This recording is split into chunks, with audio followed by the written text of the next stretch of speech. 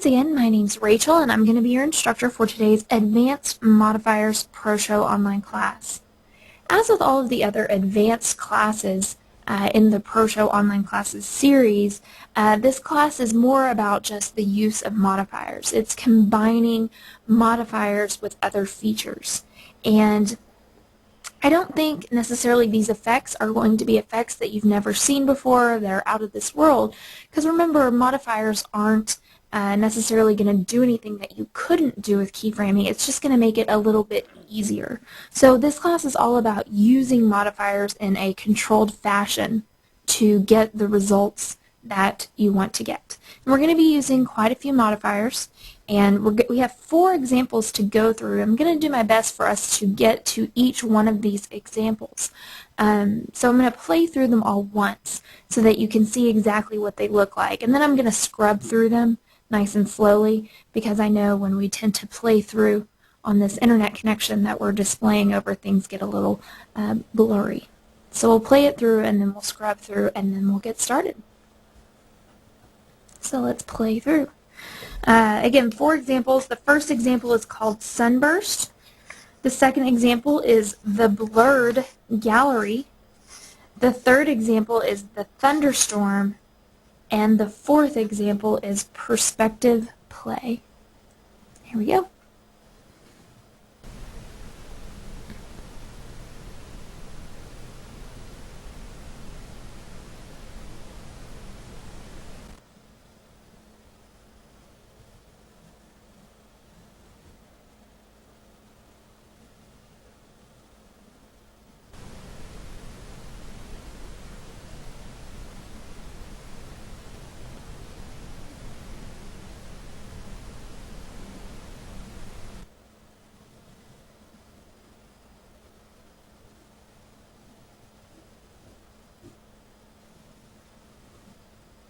Alright, so if you weren't able to catch all of that, let me go through this again.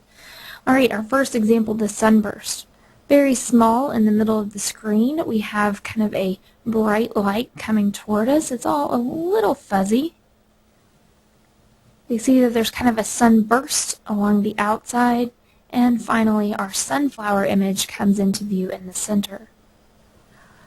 The sort of rays of light emanating from the sunflower picture start to get brighter and brighter as they sort of pulsate, and it pretty much ends up where the entire background is pretty much white from this sunburst. The second example, the Blurry Gallery, we've got an image coming in from the left, and it's blurry, and then it comes to rest in the center of the slide, and then it starts to exit, and it gets blurry again. As the first image is exiting, our second image is coming into view. And it starts out blurry and becomes clear. Then it becomes blurry again as it exits, and the next image appears. Kind of see a pattern there? The images are blurry when entering and exiting the screen, and they're clear while they're standing still.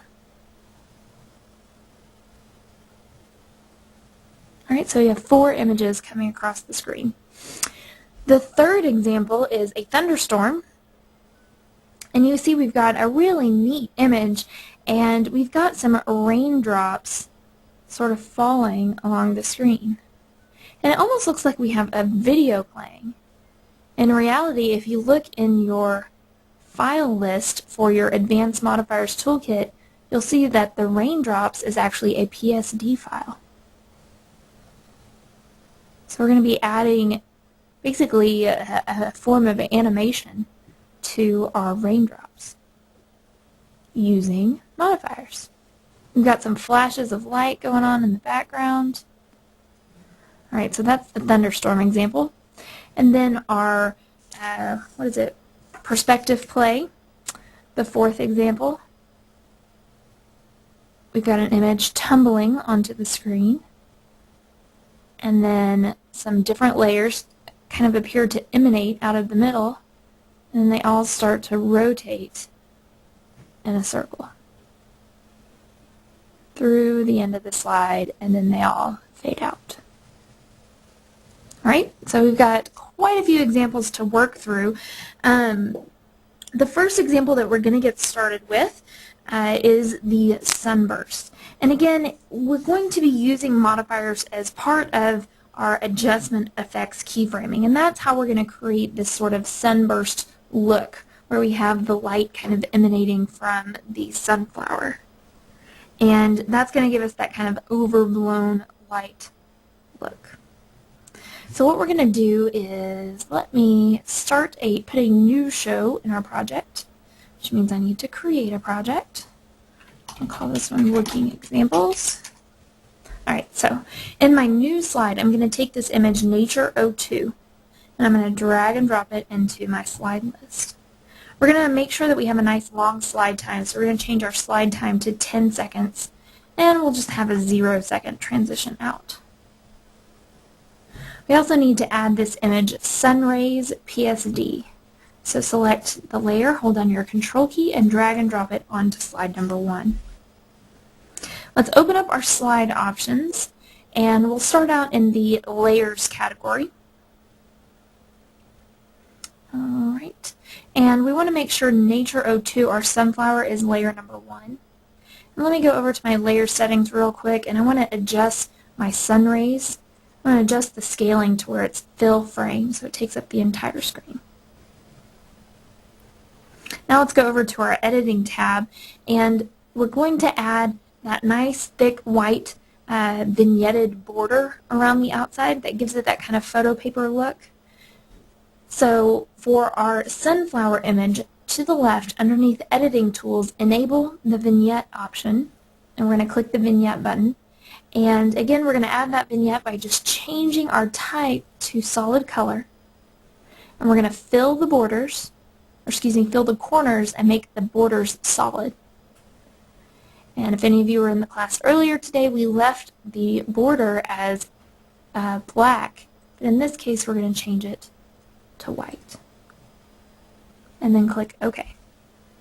So now we have a nice matted photo look. Alright, so now what we're going to do is we're going to apply a mask to our sunray image.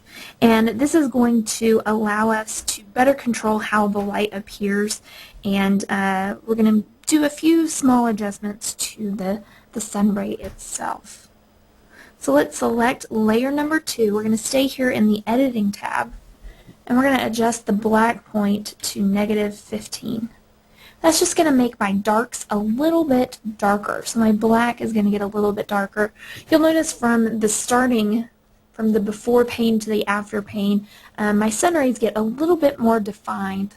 My black is a little blacker. My white isn't quite, some of the kind of gray areas are a little darker. Alright, now we're going to click the plus button. We're going to go ahead and add our masking layer. So choose to add a masking layer, and we'll make it a solid color. Now in general, when I do a masking layer, I tend to make them red. So we'll just go ahead and use red as our masking layer. And we'll click OK. Now before we go on, take a look on the left underneath layer settings. I want to make sure that my masking layer is set to alpha transparency. That's going to give me that the shape that I want, and when we apply a vignette to this solid color layer, it's going to look more the way more in the shape of that sunray. So let me go over to the Editing tab, and let's apply that vignette to our masking layer. Let's adjust the shape of our vignette, of our mask. So I'm going to enable the vignette option and change our vignette from, instead of rounded rectangle, we're going to make it an ellipse. We're going to leave the type as transparent, but we're going to move the size all the way up to 100%. And click OK. Okay, so we've got our sun rays configured, we've got our mask configured, and we've got the basics of our sunflower set up. Now we're going to start working with keyframes and the modifiers so that we can produce that final effect. So we're going to have the sun rays zoom in, and everything actually is going to start from 0% in the center, and it's going to start to grow in intensity. And we're going to use modifiers to change the white point and the brightness of our sun rays to give them kind of a really bright, crazy, intense glow. And the sunflower is going to be following the same sort of zoom pattern. So it's all going to look to be growing together. So we're going to give that kind of illusion that the sun rays are coming out from our sunflower. So let's get started. Let's go into our effects category, into the motion effects tab. We're going to start working with our mask layer, layer number 2. And if you want, while you're setting up this mask layer, you can always take layer number 1, our sunflower, and hide it. I kind of like to do that sometimes when I'm working with something, especially when my sunflower tends to take up the whole screen. We'll just work with the mask and the sun rays first, and then we'll move on to our sunflower. So let's select layer number 2, our mask, and we want to add a new keyframe. So I'm going to click the plus button. We're going to set this keyframe up at 2 seconds. So you want keyframe number 2 at 2 seconds. Alright, so now keyframe 1, we're going to start out with our mask layer at 0% zoom value. In the keyframe 2 position, we're going to move all the way up to 300%. And then in between keyframe 2 and 3, we're going to zoom up all the way to 500%. So by the time our layer zooms in all the way, our mask layer, even though we applied that vignette that's 100% vignetted, it's going to zoom in so far that the entire center portion of our slide is going to be covered up with the mask. So we're going to be able to fully see the sun rays image. Let's configure our sun rays now. Again, we're going to want to add another keyframe. We want our keyframes to match up in time. So we set keyframe 2 for our mask layer to 2 seconds. So we want to do the same for layer number 3. We're going to right click on keyframe 2, choose set time, and set it to 2 seconds. Alright, let's work in between keyframes 1 and 2. The zoom value for keyframe 1 and 2 should be 100%. We are going to change the keyframe value for, the zoom value for keyframe 3. So if we click in between keyframe 2 and 3, if we change keyframe 3 right now, because keyframe 2, the zoom value is set to automatic, it's going to change. So what I'm going to do is just change my zoom value lights to manual in keyframe 2. So then when I click on keyframe 3 and I choose 160, it's going to look correct. We aren't going to be changing keyframe 2. If I were to change that back to automatic, you'll see that it changed my settings in keyframe 2 to 112%. So I want that at manual. Alright, so now let's go over to our adjustment effects. Now we need to create that glow that we were talking about. So our mask, layer number 2, grows in size and it reveals the sun rays as it does. So now we're going to configure some modifiers for layer 3, our sun rays, to make them grow in brightness and white point and kind of flicker. So, alright, we've got layer number 3 selected. I'm going to right click on the brightness value and choose to add a modifier. Now what we're going to do is we're going to work with a modifier that is an amount from function. And the function that we're going to do is a quadratic curve. And we're going to set this quadratic curve to all keyframes. So this is going to take place from the start of the slide and go all the way up. So basically what we're seeing here is our layer, our starburst layer, is going to start out at 0% brightness. And as the layer continues, it's going to move all the way up to 1,000 in brightness, which is way beyond what the program actually will do, but it's going to slowly start to increase. And the further along we go through the slide, the more drastic the increase of the brightness. All right, so we've increased the brightness. We can see how that looks. You can preview what it looks like. Our brightness is getting brighter as the slide goes on. So let's do the same thing with our white point. We're going to right-click on the white point value, choose Add Modifier. It's going to work with all keyframes, and we're going to use an amount from function.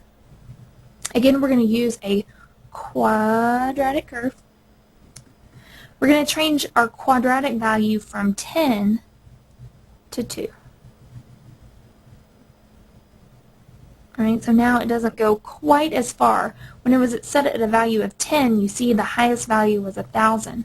If we change it to 2, the highest value is 200. Alright, and we'll click OK. So we can see what this looks like now if we scrub through. Everything's getting brighter. It's definitely brighter now that we've increased that white point. So what we're going to do now is adjust our contrast. And this time with contrast, instead of steadily increasing our contrast like we did with brightness and white point, what we're going to do is we're going to apply an amount from function, but we're going to work with a random function. And that way our contrast is going to be somewhat unpredictable. It's going to go up and down and up and down. So change your range to 100. We want it to be very drastic, and we want it to happen very quickly. So we're going to change the granularity to 5. So you see it's going to be quite sporadic. That is what's going to give us that sort of pulsing look to the light ray or the sun ray. So go ahead and click OK. Let's scrub through the slide and see what it looks like. You can already see the pulsing occurring. And because it happens so quickly, it can be kind of subtle. But it almost looks like it does when you kind of stare up at the sun and it kind of blinks at you, and it creates that kind of glare. So that's what we're trying to mimic here in this effect. So we've set up our sunburst. Let's preview it back full speed.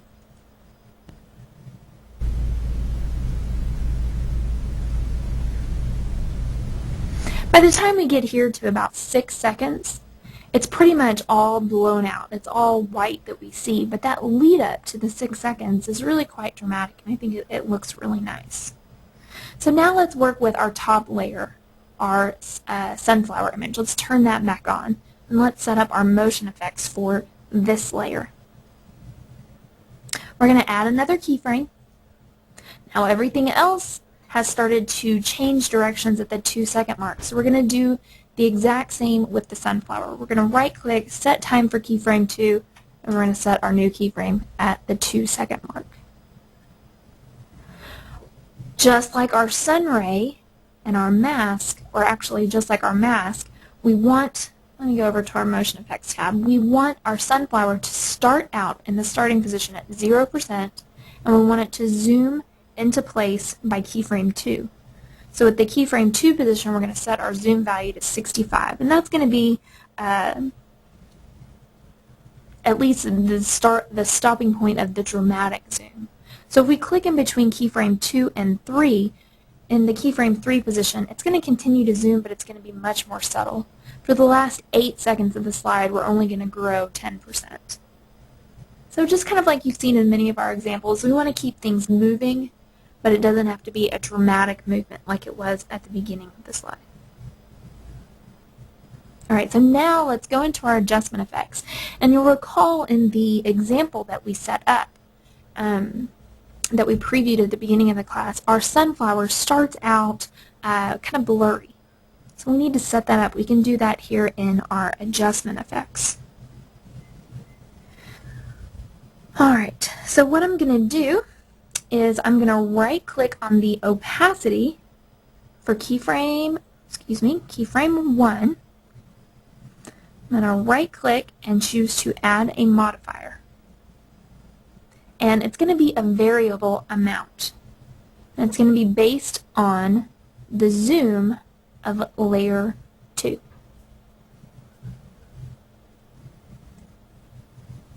Which is our solid color, our mask. So make sure you choose layer 2 there. And we're going to change the multiplied value to 0.5. So you'll see our opacity starts out at 0, and we get to 150%, which is basically as high as you can go. You can only go to 100% opacity, and then it's going to stay that way through the end of the slide. So we're going to go from 0% opacity to 100% opacity by the time we get to keyframe number 2.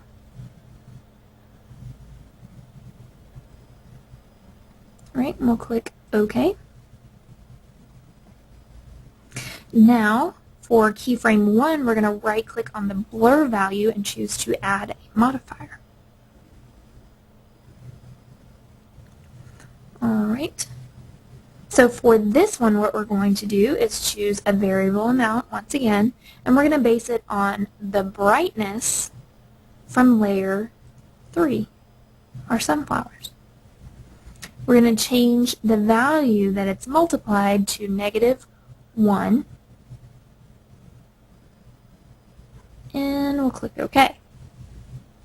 This time, though, we're going to change our blur value to 100%.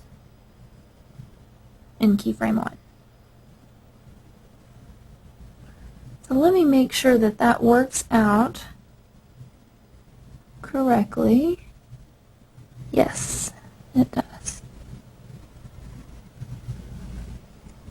Okay, so that blur value is based on the brightness, which is going to increase. It's got that quadratic curve. So our blur is going to decrease as the slide goes on. Make sense? So our blur starts out at 100%, but we're multiplying by -1 everything that's happening in our brightness. So as our brightness increases on that quadratic curve, our blur is going to decrease on that same quadratic curve. Make sense? All right, so let's go ahead and click OK, and let's watch our effect on the big screen.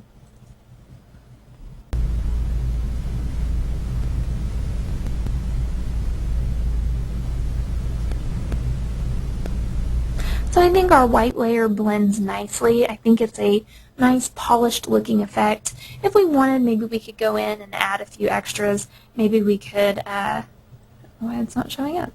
Maybe we could add a drop shadow to our nature image or something like that, just to add a little bit of something extra, help set it apart. I think the drop shadow would look nice, but I don't think you have to have it. Let's see what that looked like. Kind of sets it apart from the background. I think it looks nice without a drop shadow because it kind of blends in with the background. So either way, I think it would be good. All right, so that was our first example, the sunburst effect. Let's move on to our second example, which is the blurred gallery. In this example, what we're going to do is we're going to show how quickly you can work within ProShow to establish modifiers on a group of layers. We're basically going to be copying a modifier effect. So we're going to have 4 images that are going to pan from the left side of the screen. They're going to stop in the middle for a brief period of time and then move off the right side of the screen. And remember, what we saw in the beginning is as they're moving in and as they're moving out, the images are blurred. It's only when they're standing still that they are fully clear. There's zero blur on them. And Modifiers is going to make this really easy for us to produce this effect. So we're going to work with, we're going to start out with the image Rustic 03. So drag and drop that into your slide list. We'll keep the same slide time of 10 seconds with a 0-second transition. Let's double click on our slide time to open up our slide options. And we're going to start out in the Layer Settings tab. All of our layers are going to be set to a zoom value of 60%. That's going to keep them nice and small and make sure they all fit inside the screen. It's a nice uniform size. Real quick, we're going to go over to our editing layer and add an outline. very basic editing that we're doing for these layers. So now we're going to set up the movement of our layers. So I'm going to go over to the Effects category. We need to work in the Motion Effects tab. We're going to insert multiple keyframes. I'm going to right-click, choose Insert Multiple, and type in 2. So now we're going to set up our motion effect. From keyframe 1 to 2, this is where our layer is going to come in from the left side. So we're going to start at -100 by 0. In the keyframe 2 position, we want our layer to be right in the middle of the slide. So change your pan values from automatic to manual setting. Click in between keyframe 2 and 3. You can do a quick copy start to end if you want. And then in between keyframe 3 and keyframe 4, in the keyframe 4 position, we want our layer to move off of the slide. So we're going to set our pan value to 100, which will take our layer off the slide by 0. Alright, so we've got our motion. Let's preview it. It's going to be nice and slow. Everything stays still. And then it exits. Now we're going to speed this up. But what I want to do before we do that is set up that blur action. And so what we're going to do is go over to our Adjustment Effects tab. I'm going to right-click in between the blur effect here. Oh, not opacity, blur. In keyframe, well, we'll start in keyframe 1 and 2. So click in between keyframe 1 and 2. Right-click on blur, choose Add Modifier. We're going to add an action.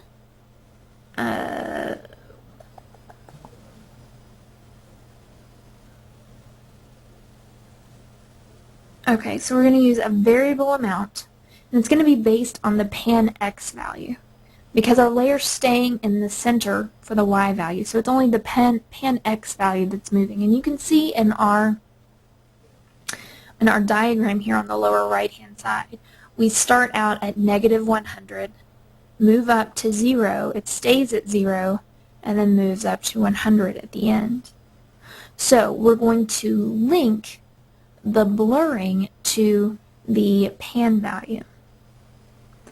But you can't have a negative blur, and from keyframe 1 to 2, which we need to change what we're applying to, we're applying it to a specific keyframe, keyframe 1 and 2. We can't have a negative blur, so we're going to multiply it by -1. So now our curve looks correct. We start out at 100% blur, and by the time we get to keyframe 2, we're at 0% blur. Now, there's a cool copy icon here in the modifier window. Take a look right in the center underneath the preview option.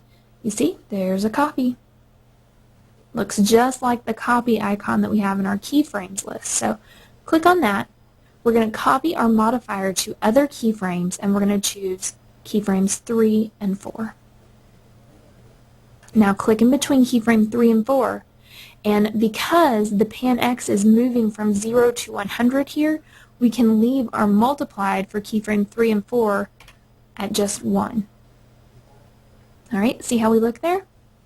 So we're basing the blur for this layer based on the pan X value. And we had to change keyframe 1 and 2 to a -1 because we were starting out from a negative position. And we can't have a negative blur. So now we'll click OK. And we can preview this, make sure it looks how we want it to. Play, please. Blur comes into view. And blur again. Wow. Okay, so we've got our baseline established. Now what we're going to do is we're going to copy this, and it's going to happen real quick. So what we're going to do is I'm going to right-click on this layer, and I'm going to choose to duplicate the layer, and I'm going to do this 3 times. I want a total of 4 exact copies of this. So right-click, duplicate, right-click, duplicate, right-click, duplicate.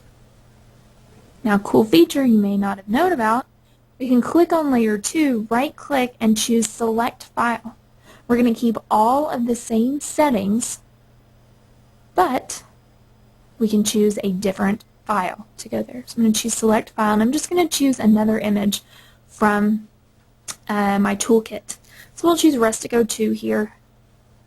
Click on layer 3, choose Select File.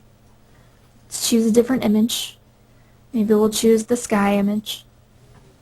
Right click on slide 4, choose Select File, and let's choose another image. How about Rustico 4? Okay, so now we've got all of these set up. We've changed the images, and we have 4 completely separate layers. Now we want to arrange our keyframes, because right now they're all coming on at the same time and exiting. So we're going to use the keyframe editor to do this real quick. We can edit them all in one place. Underneath keyframes, 4th button down, you'll see when I hover my mouse over it, it says Open Multi-Layer Keyframe Editor. The shortcut key, Control-K. Click on that. Alright, we're going to start from the top and work our way down. Layer number 1, you'll see the information about how we want to set up our layers. We want to stagger when these layers appear, and we want to stagger them by 2 seconds. And each keyframe gets 1 second of time. So we're going to have 1 second in between each keyframe and 2 seconds in between when keyframe 1 begins. Make sense? So keyframe 1, we're going to set the time for layer 1, keyframe 1 to 1 second. Keyframe 2 is going to set time to 2 seconds. Keyframe 3 will set times to 3 seconds, and keyframe 4 will set time to 4 seconds. So already we've got that happening really quickly. It's not going to let me preview that, is it? There we go. So we can see how fast that happens. Now keyframe, layer number 2, my Rustico 2, keyframe 1, we're going to set that to 3 seconds. Keyframe 2, we're going to set to 4 seconds. Keyframe 3, 5 seconds. And keyframe 4, 6 seconds. See how we staggered between 2 seconds? Alright, so for this one I'm going to have to adjust kind of how we do this. Since keyframe 4 for the previous example ended at 6 seconds, I can add 2 seconds for the keyframe 4 for the next layer. So keyframe 4 for layer 3 is going to end at 8 seconds. I can't make my keyframes overlap each other here in the keyframe timeline, which is why I'm working backwards for this particular example. So keyframe 4 is at 8 seconds, which means keyframe 3 is at 7. Keyframe 2 goes to 6, and keyframe 1 goes to 5. So I just worked backwards on that example. I'm going to work backwards on this final example too. I want keyframe 4 at 10 seconds. Keyframe 3 is going to be at 9 seconds. Keyframe 2 at 8. And keyframe 1 at 7. We've got a nice stair-step staggering here, and we're going to hit apply. Alright, so all of our keyframes should be set up now. Now here's the thing, when you copy modifiers, they're going to keep their references intact.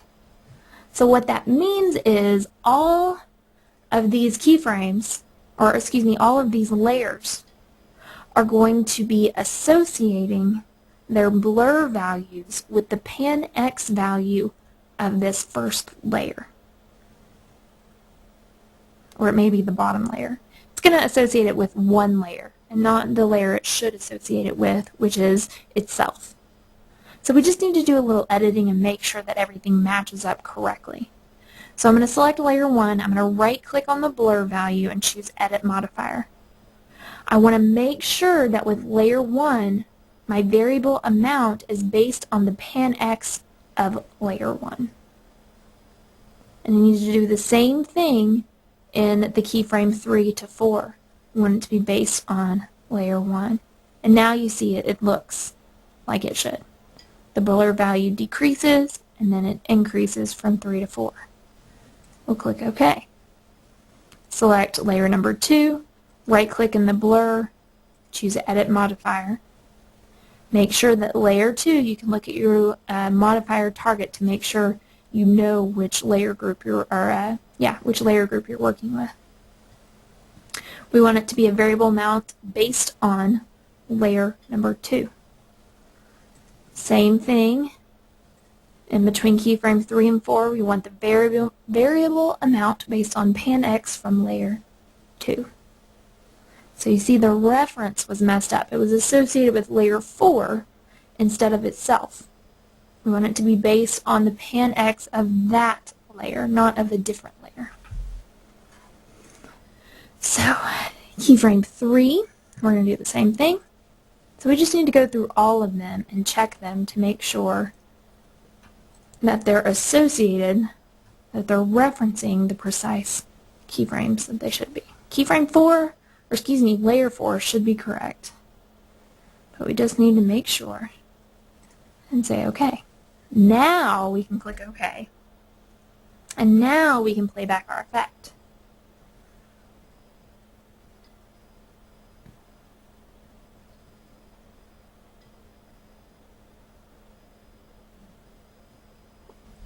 Alright, look good? So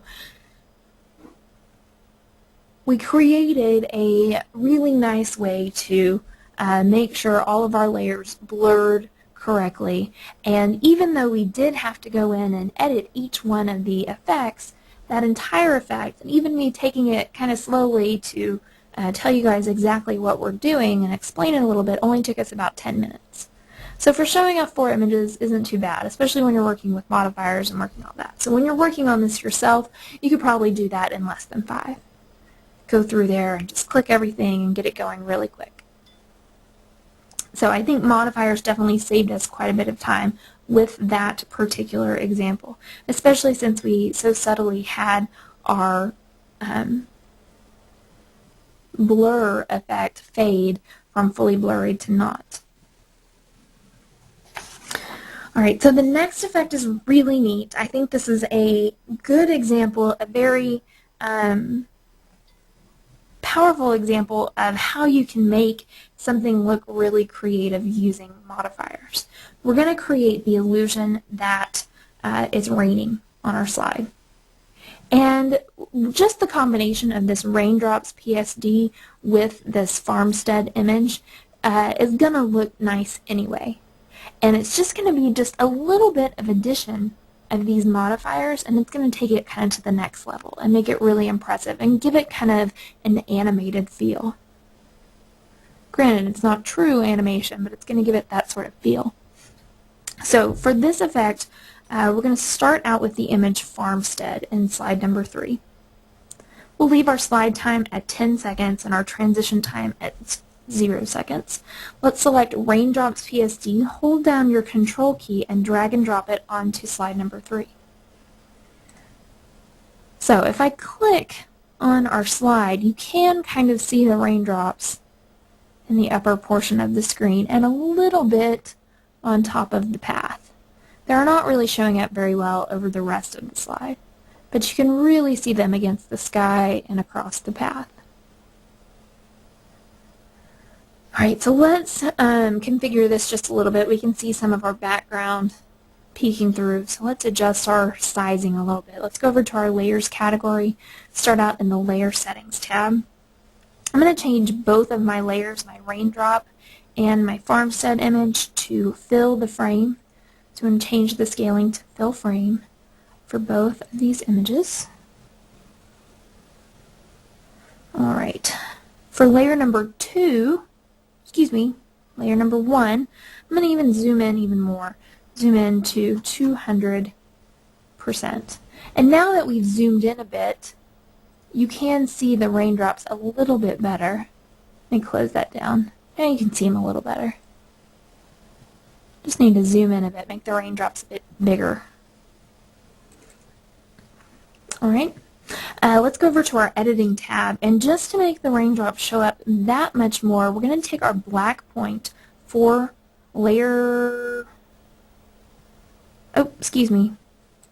for our farmstead, and we're going to change the black point to -15. Darken it up just a little bit. It almost kind of enriches the color a bit. Alright, so we've got our visuals ready to go. Looks nice. It looks like a dark, stormy day on the farmstead. So let's open up our effects category and start setting up some of these effects that's going to make it look like it's raining. First thing that we're going to do is we're going to create the look of lightning flashing overhead. And we're going to do that by using modifiers. And we're also going to give it the look that it's raining. We're going to make the raindrops move. And we're going to make them move in a convincing way using modifiers. So let's start with the flashes of lightning. Make sure you've got layer number 2 selected. We're going to go here into the Adjustment Effects tab. And here in the keyframe timeline, we're going to insert multiple keyframes. We need 3 to be precise. Go ahead and leave them spaced out as they are. I think that'll work just fine. Alright, keyframes 1 and 2. Right-click in the brightness value and choose to add a modifier. This is how we're going to give that lightning look. We're going to do an amount from function, and we're going to use the ever-popular random. Now notice it's applying to my entire slide. I actually want to apply it to a specific keyframe set. I want it keyframe 1 and 2. Alright. The range of 50 is good, but let's change the granularity to 5. That's going to give us lots of little lightning flashes. Alright, now I'm going to copy this. So we're going to have lightning flashes. We're going to take a break, and then the lightning's going to flash again. So I'm going to copy this modifier to other keyframes, and we're going to choose keyframes 3 and 4. Now click between keyframes 3 and 4 in your keyframe timeline here in your modifiers window. And we're just going to adjust the granularity, make it a little bit more spaced out, change it to 7. Lightning flashes are rarely consistent, so we have a really small granularity and then slightly longer granularity. And now we'll click OK. So we've got 2 points in time where the lightning's going to flash. And since it's random, it's going to make it look rather natural, because things in nature are rather natural. So let's take a look at what this looks like so far. Even with our raindrops just standing still. Let's play it back.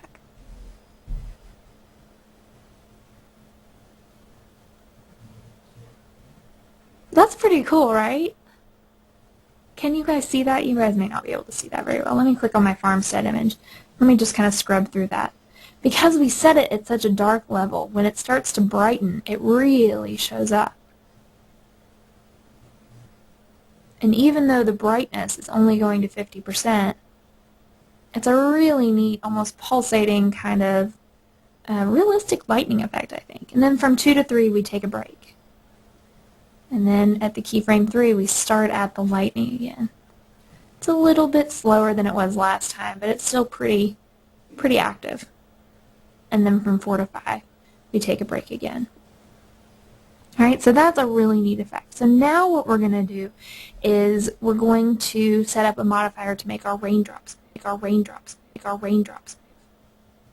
which is pretty cool. So select your raindrops layer, and let's go back over to the Motion Effects tab.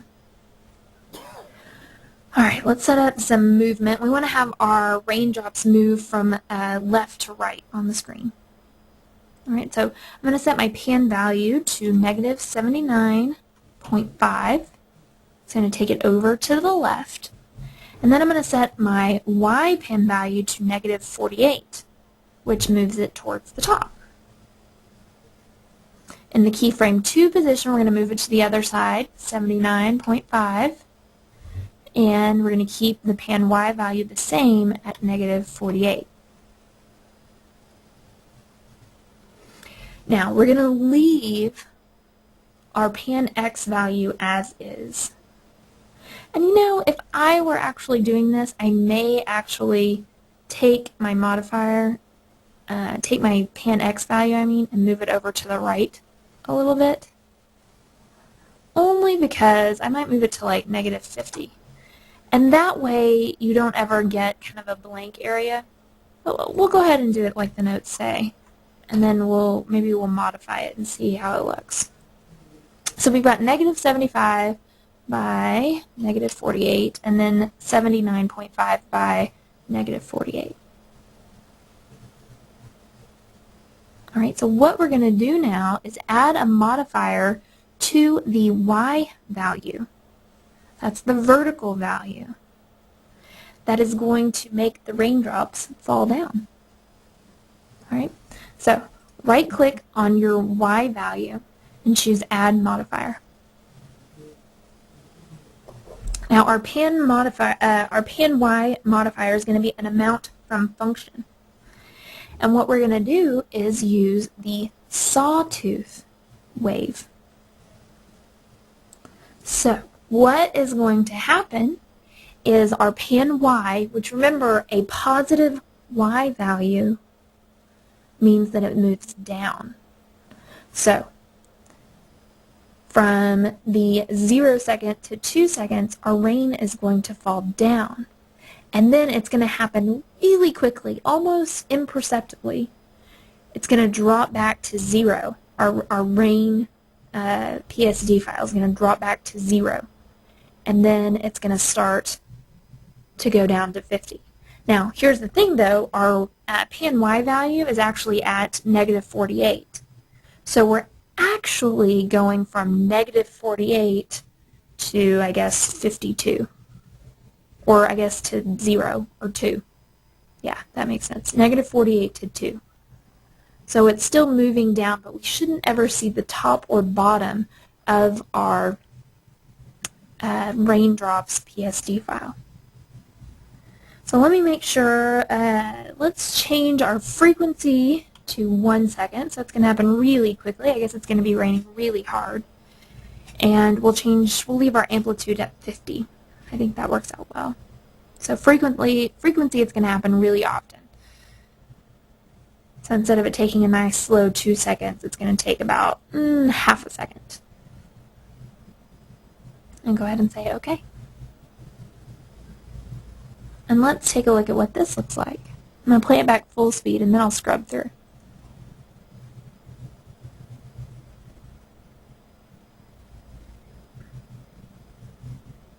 Pretty cool, no? Again, I hope this comes through really well for you guys. You definitely need to try this on your own if you're not able to see it very well. But we've got these raindrops falling, and you can almost kind of see it right there where they kind of go back up and the raindrops start falling again, but it's really imperceptible. When it's playing through at full speed, there's no way you can tell. At least I can't tell when it happens. Kind of see right there at the 2 second mark.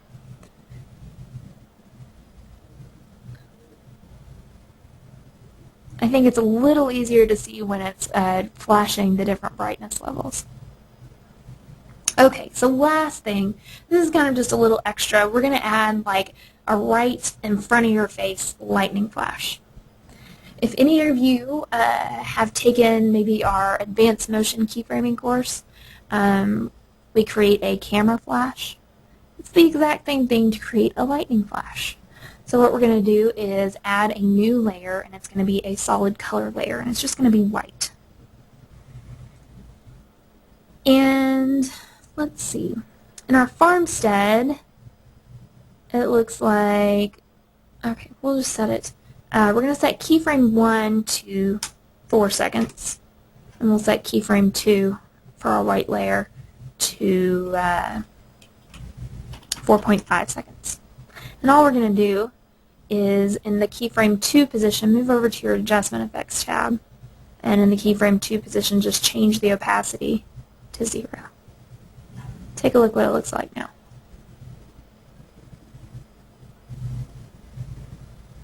Boom!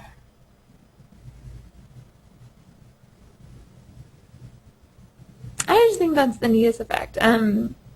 So I definitely think that this is applicable to other things that you're creating.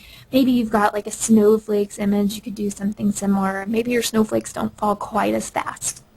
but it's still that same kind of basic idea where you can create this sort of animation look without really having a video file or anything like that. So it's all about just using your modifiers in the right way and figuring out which variable, which function is going to work best for what you're trying to do. All right, we've got 10 minutes left. Plenty of time for us to go on to example number 4, which is our perspective play. So in this example, what we're going to do is we're going to use a combination of variable modifiers.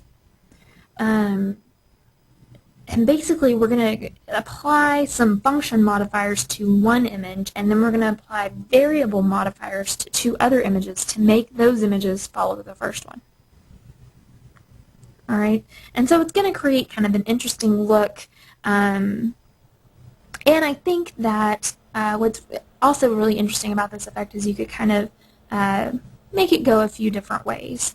So we're going to be using this image Rustic 04. We're going to drag and drop that into slide number 4. We're going to leave our slide time at 10 seconds.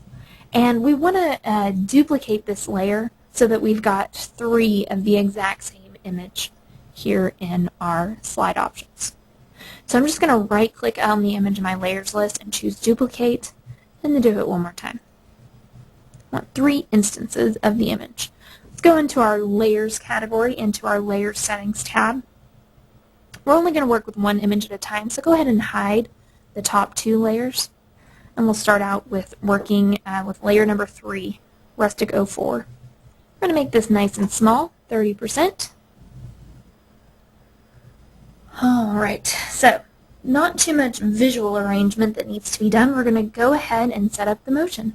So what we want, if you recall, is we want our layer to sort of tumble into view, and then it's going to start rotating in circles.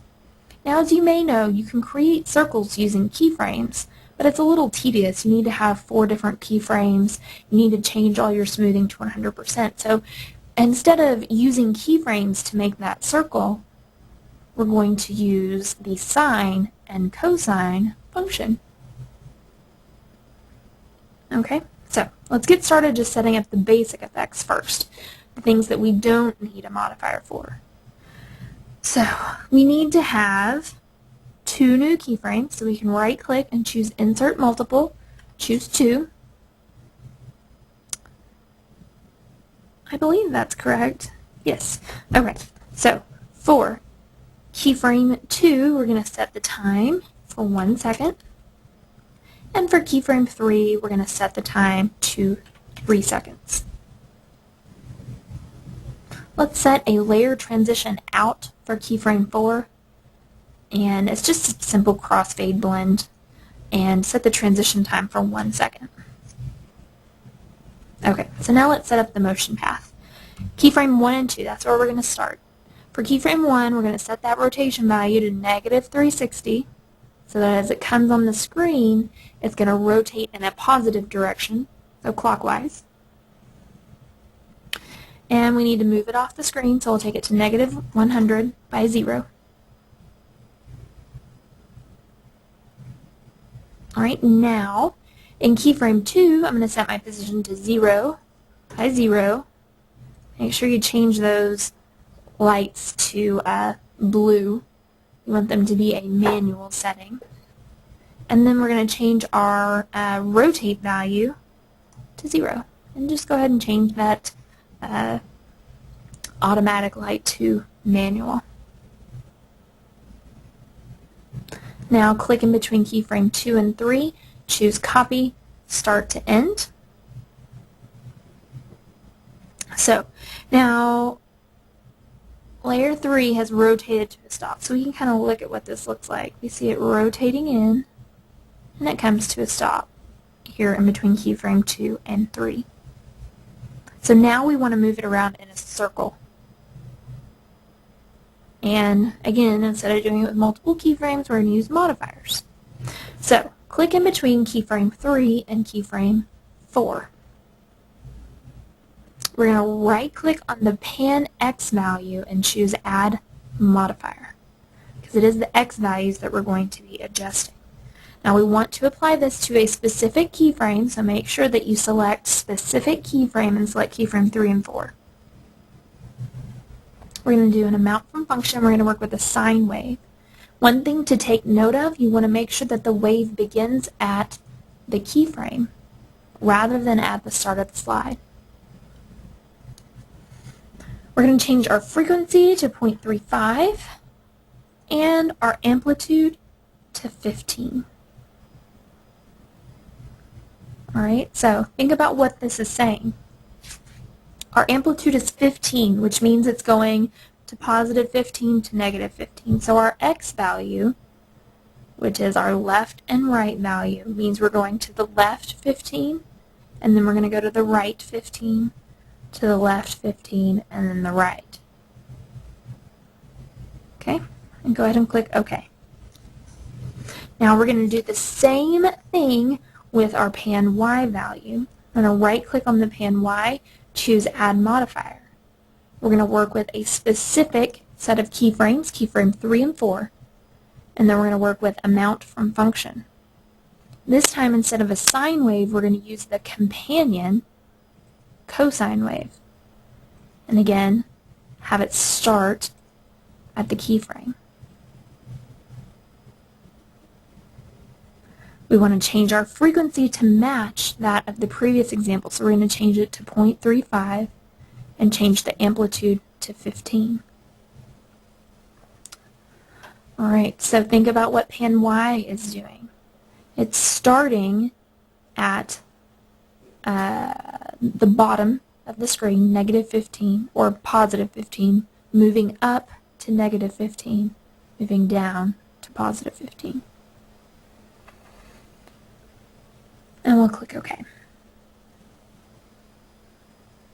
So let's take a look at what we've done so far. I'm just going to go ahead and play this whole thing back.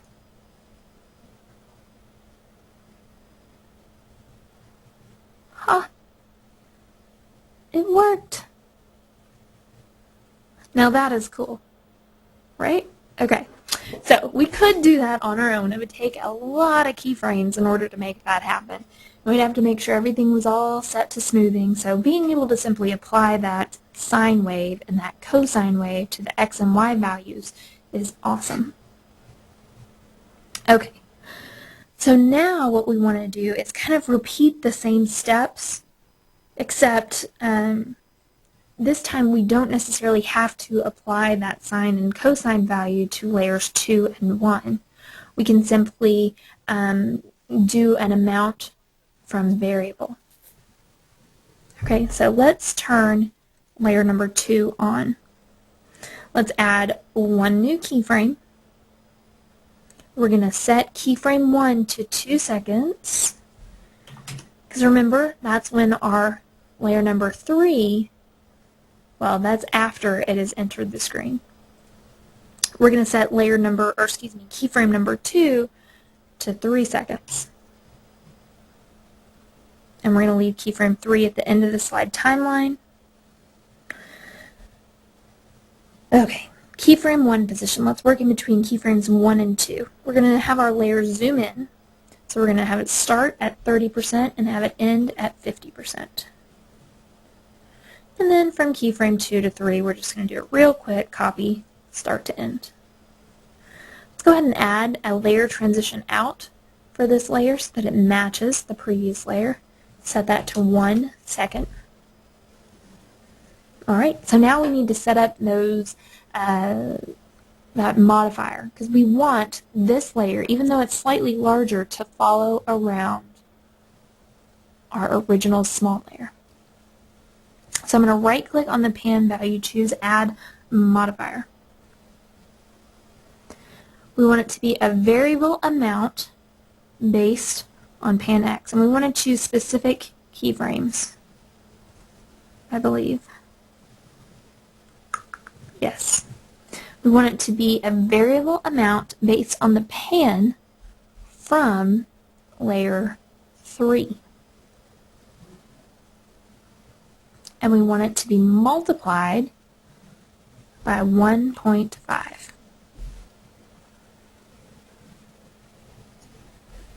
and click OK.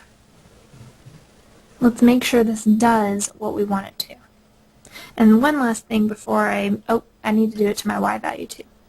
Add modifier, right click on the Y, variable amount based on pan Y of layer number 3 multiplied by 1.5. And then click OK.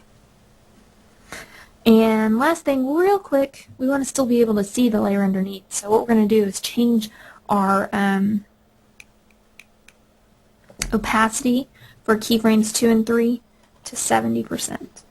So change the opacity here in keyframe 2 and then just do copy, start to end.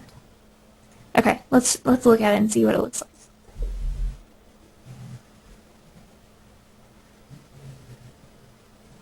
Yay, it did it. Okay, so we're going to take this example and we're going to repeat everything that we did for layer number 2, we're going to do for layer 1. The only difference is we're going to change the multiplied amount to 2 instead of 1.5, and we're going to make it slightly less opaque than layer number 2. Okay, so let's go back into our slide options. Let's turn on layer number 1. We want to add a new keyframe. We're going to set keyframe 1 to 2 seconds and keyframe 2 to 3 seconds. We want it to exactly match layer number 2. Let's go into our motion effects tab. Working between keyframe 1 and 2, we're going to start out with a zoom value of 30%, and we're going to end at keyframe 2 at a zoom value of 70. So our layer is getting slightly larger. Now click in between keyframe 2 and 3 and do a real quick copy, start to end. Let's apply that modifier here from the keyframe 2 to 3 position. So right click in your pan X value, choose add modifier. We're going to add it to specific keyframes, keyframe 2 and 3. It's going to be a variable amount based on the pan X from layer number 3. That's our original layer, but we want to multiply it by 2. Alright, click OK. We're going to do the same thing for our pan Y value. Choose add modifier. We want it to be specific keyframe 2 and 3, a variable amount based on the pan Y of layer 3, but multiplied by 2. And then say OK. Last thing, go over to your adjustment effects, change our layer to a 50% opacity, and then choose copy, start to end. Let's see what our finished effect looks like. It has kind of an interesting perspective.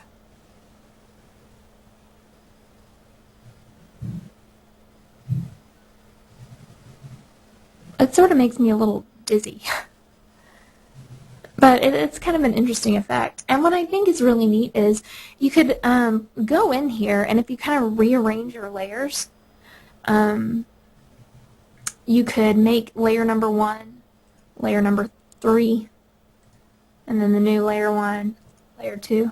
So just kind of rearrange to where your smallest is on top and your largest is on bottom. And I think it creates kind of an equally neat effect. See what that looks like. I think that's pretty neat too.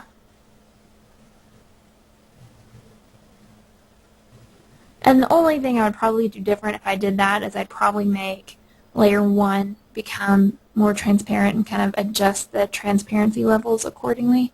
But I think it's a neat effect too. So hopefully you guys have a good idea of some of the different things that you can do with modifiers. And these are all very controlled examples. We use specific modifiers for specific examples because they would be the best modifier for the situation. So I've gone a little bit over time. I apologize. What I want to do is go ahead and ask you guys if you have any questions. Feel free to type them into the questions box, and I will do my best to give you a good answer. Any questions about the advanced modifiers that we created today? Any questions about modifiers in general? About other classes? Anything like that?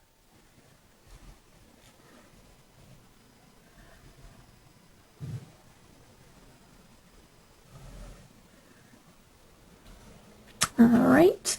Alexandra said, question to PDF printed material. There are two PDF files in the course material. What is the difference? They both look the same. They are the same. There's some sort of bug or something where for some reason when I upload one, it doesn't show up. But if I upload the exact same file again, it does show up. So I'm not quite sure why that happens. But no, they're exactly the same. You can just download one of them. Pick whichever you want.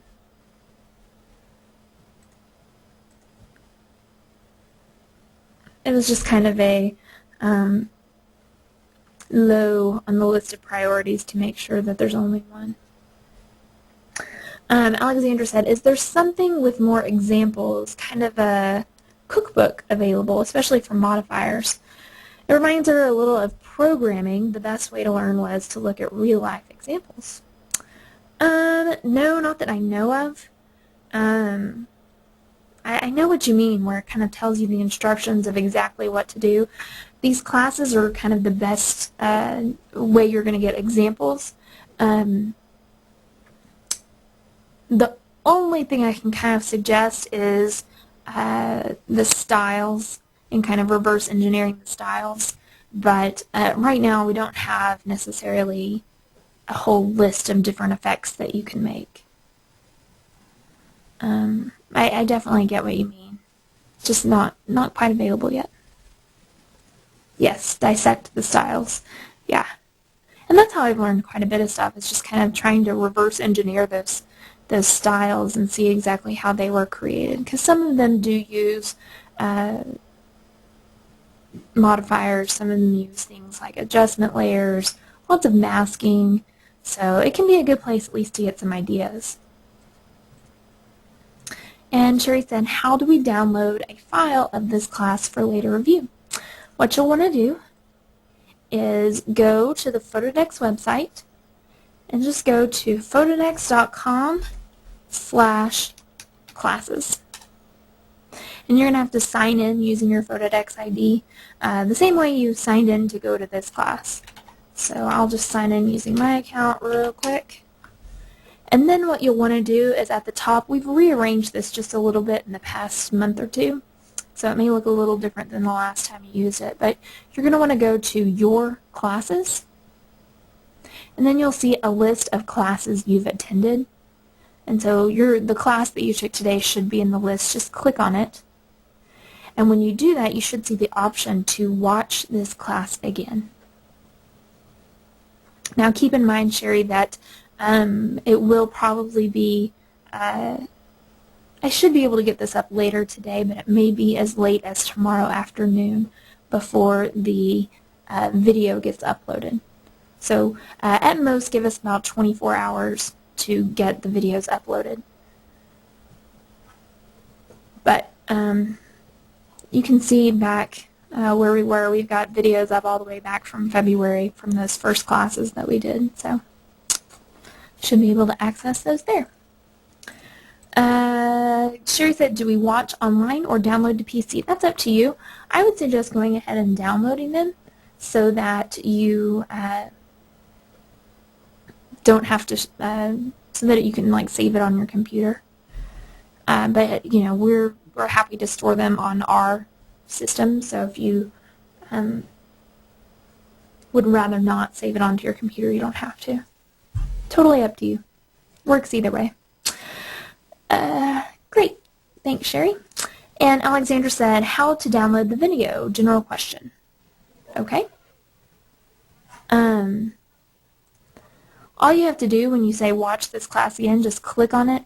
Depending on what browser you're using, I'm using Firefox, so your window may look a little bit different. But you can choose to either just open the file or you can choose to save it to your computer. Just pick one or the other. If you want to save it, then you have it stored on your actual computer. If you just open it, it's just going to put it in a temporary folder on your computer. So either way, works just fine.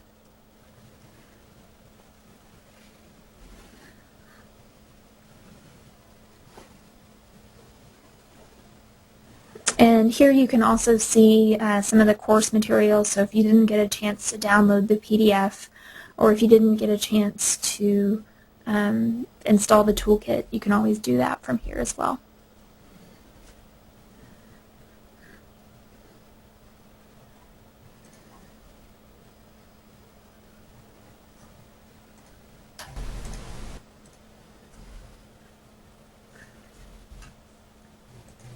I don't know why that's not showing up right there. Oh, there it goes. Alright, Sherry said, I used my first modifier in a Christmas show this week. Thanks for the training. Oh, fantastic. That's great. Yeah, you can produce pretty cool effects. Glad you were able to take advantage of the skills you've learned. Delmar said, thank goodness that you guys saved the class for us. My internet connection has been dropping in and out during this class. I had noticed that, Delmar. Every now and again it would show next to your name that you were offline. And so I was guessing that somehow you lost internet connection. So yes, it's all recorded so you can download it later. Alexandra said, modifiers are so complex with 2 exclamation points. Hard to put it together how and where to use them. I tend to agree, but it's sort of one of those things where if you have something in mind that you want to do and you start trying to put it together, and with keyframing it gets just too complex, then usually you can find a modifier to help you make that effect. For me, in most of my slideshows, I don't use modifiers. I don't need to use modifiers. And I tend to cheat a little bit and use slide styles. Even though I know how to do all of this stuff through teaching the classes, I tend to use slide styles because it's really easy and I can just hit a button and hit apply. But like some of these things, like this thunderstorm example, I think is just really neat. And if you can apply a thunder sound effect or something like that, I just think that would be just the neatest slide. But the practicality of it, where to use it, it's kind of, I don't know why you would necessarily need to use that in your slideshow.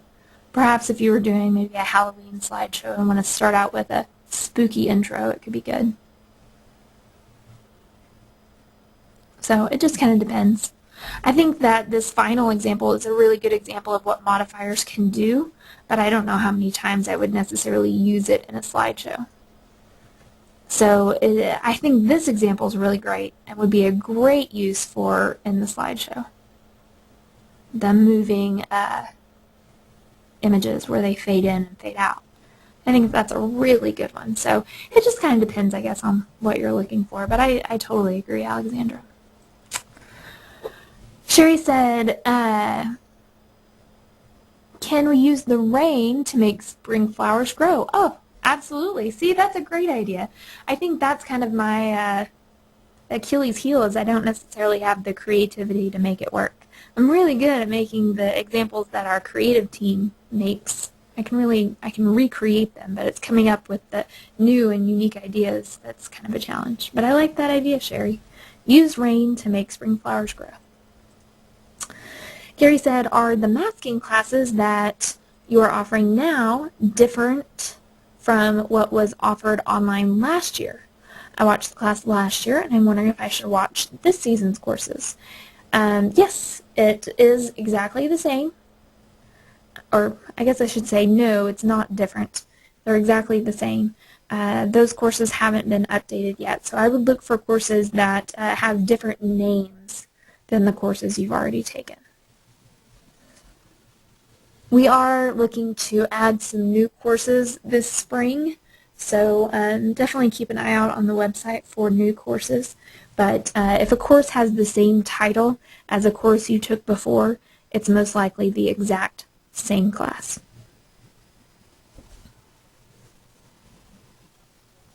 Good question, Gary. And he said, good class and great instructor. I appreciate that. Alexander said, looks like to me that modifiers are kind of one-shot to make individual complicated effects, right? Yeah. Not necessarily something that you're going to want to use on every single slide of the slideshow. Precisely. Gary said, thanks for the response. No problem. Sherry said, did you stop offering the course on using ProShow for business? No. We just don't have one scheduled right now. We'll probably have another one of those scheduled sometime in mid to late February. We've just got the schedule released through, I believe, the 12th of February, so we'll release a whole new bunch of classes here in the next week or so. John said, the carousel effect from slide styles goes from right to left. Can it be made to go from left to right? Is this done with modifiers? Great question. Not quite sure. I think it would be easier to remake the entire effect than to probably try to reverse what the style does. But I could be wrong. Let me take a look and see if I have that carousel effect. I don't know if I have it installed on this machine. But I will take a look and see.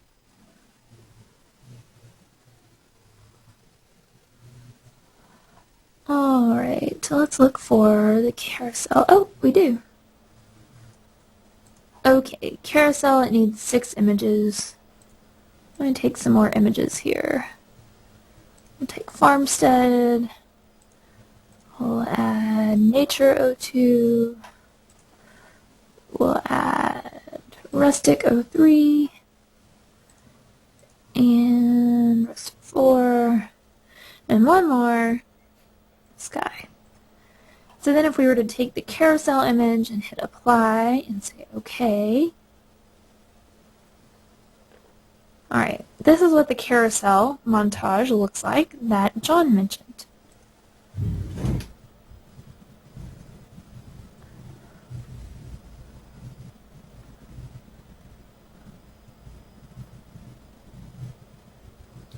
Okay, so let's go into our effects category and see what we've got going on. This may all be done using keyframes, which it looks like it might be. So this is actually all done using keyframes. It doesn't use any modifiers, which is interesting. Look at keyframe number 11. Look how many keyframes there are. There are 8. We start out on the left side from 2 to 3. Oh, it's going behind.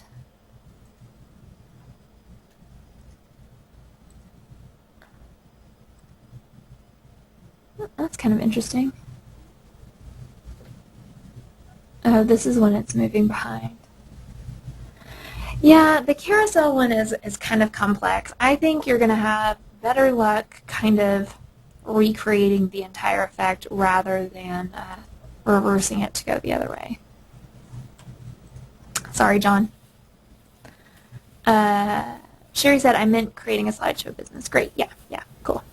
Delmar said, can Photodex provide instructions on how they created the different effects in the style packs? We probably won't.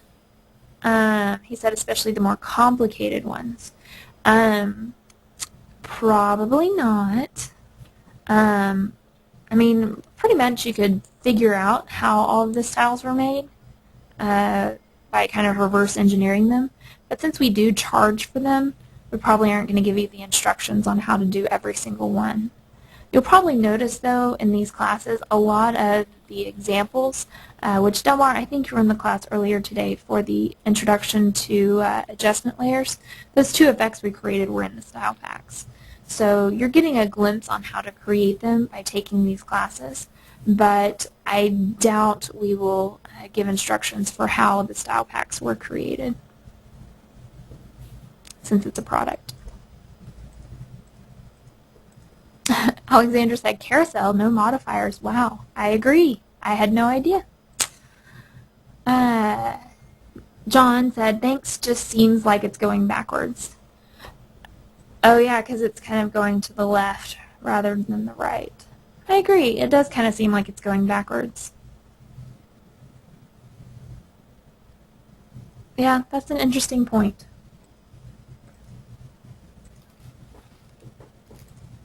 Alexandra said, That was an example of the cookbook I had in mind, what Delmar just mentioned, style packs. Yeah, and I think that could be a good idea. I'll take note of that and mention that to somebody, that maybe we could have maybe a booklet that you could buy that goes along extra to tell you how the style packs were created. So that's a good suggestion.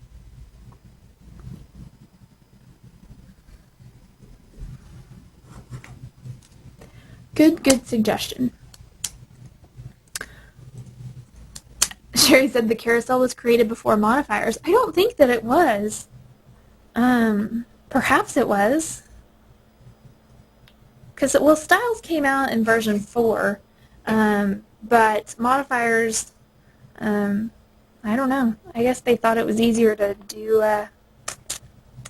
well, when you think about it, the carousels don't really move in a circle. They sort of give the illusion of a 3D animation. So, I'm not sure modifiers would even work for that. But if it was modifiers, you could probably go in and just reverse some settings. But since it's not modifiers, then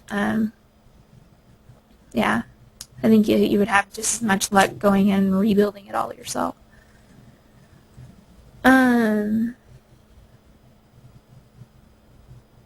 Alexandra said, how does the carousel in real life turn? Can somebody remember? I have no idea. That could be something good to Google. If anybody knows, feel free to type it in. My guess would be that the carousels turn clockwise. I could be wrong. Alexandra said, can we look into some other complicated style to see if modifiers were used? Unfortunately, I don't have a lot of style packs installed on this computer. I believe I only have style pack 1 installed on here. I'm not sure that I've got many more. Yeah, carousels from style pack 1. I think that's the only one I've got. For style pack 1, I doubt there are any modifiers used. Maybe for parallel tracks. We'll apply that even though we have 1 image. And we can take a look and see in the effects category. And it doesn't look like modifiers were used. Everything just happens to be evenly spaced. So, yeah. I don't have any of the other ones. I'm guessing there are modifiers used in Style Pack 2 and 3, because those are the producer-only style packs. If I hit undo, let me see if it'll just remove that. It did. I can look and see on here if there are any additionals. That's interesting. Why not? Which part are you asking why not to? Sorry. Why aren't any modifiers used? Maybe in mirror.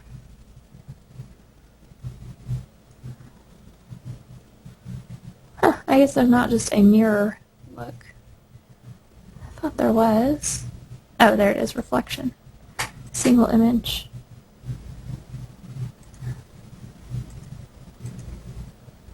Let's apply and say OK. Yeah, it uses a gradient mask. And then this is the image that is underneath. It's just flipped. So, I'm not sure. Alexandra said, why aren't modifiers used? I think, I don't know if it was a conscious decision or if they were able to create enough effects to make a style pack that didn't need to use modifiers for style pack 1. Because remember, style pack 1 was the very first style pack that we put out that right after slide styles became available in the program. John said, carousels go left to right, just used it in the show, and it's making the kids dizzy going backwards. Yeah, that makes sense. Yeah, I'm not sure. I'll have to ask them about that. Carousel.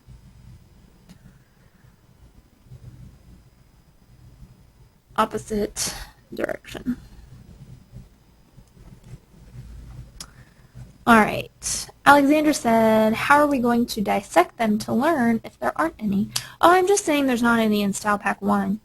I'm not sure if there are any in Style Pack 2 or 3. I'm not even sure if it would say. My guess is that there are. I suppose I don't necessarily know that modifiers were used. So perhaps I should modify what I was saying and say that if you want to learn more about the program in general, dissecting styles are a good way. Maybe not modifiers specifically. Alexandrin said, reason to buy these style packs? I think the best reason, I use them a lot because it's pre-made effects that I can just kind of instantly apply. So you can have, I tend to only use styles like these kind of pre-made or these kind of intense effects, maybe like 2 or 3, 4 times, depending on how long my show is. But I don't use them very often. I tend to kind of space them out just to kind of give the audience a break, because when you're kind of bombarded with all of these styles, it's a little hard to focus on the images. So I tend to space them out.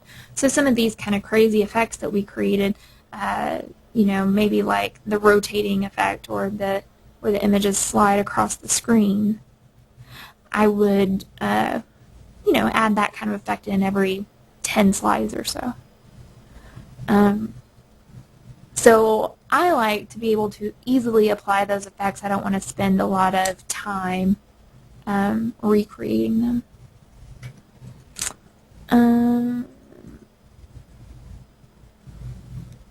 Alexander said, are you redesigning the styles a little too? Occasionally.